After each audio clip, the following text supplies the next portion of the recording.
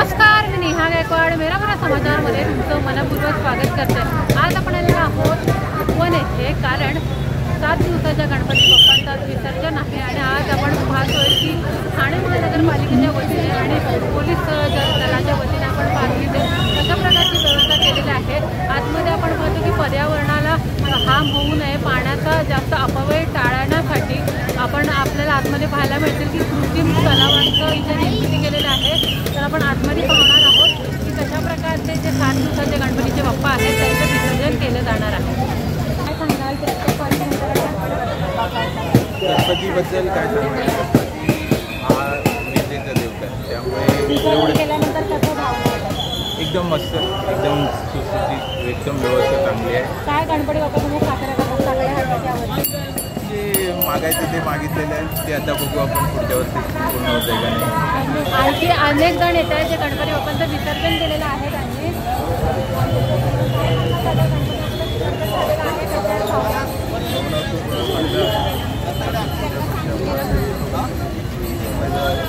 यंदाची कशी अरेंजमेंट होती आतमध्ये विसर्जनाची, कशी महापालिकेने सुविधा केली?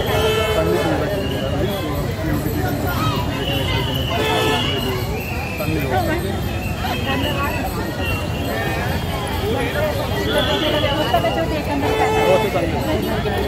प्रत्येक वर्षीपेक्षा वेगळी दरवर्षी असंच असते.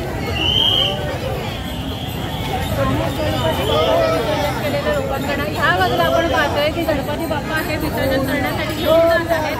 आणि ह्या साईडला आपण पाहतोय की गणपती जे विसर्जन केलेले जण आहेत आपण त्यांच्याशी आपण चर्चा करत आहोत. आता आपण ह्या साईडला म्हणजे गणपती बाप्पांचं विसर्जन करून घेऊन जाताना जे लोक आहेत त्यांच्या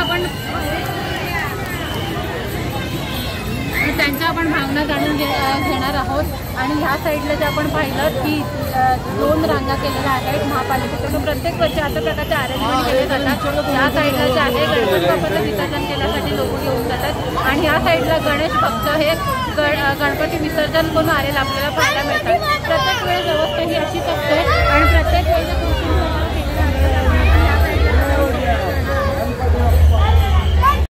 त्यांच्या सूचनांचं पालन करा.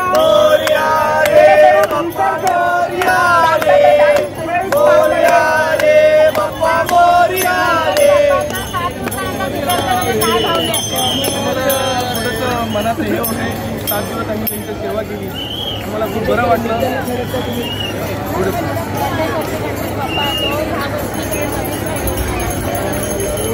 आज आमचं मन भरून आलं आहे की आज आम्ही 7 दिवस गणेश भक्तांना विनंती आहे, आपल्या गणेश मूर्तीच्या आरत्या लवकरात लवकर आटपा.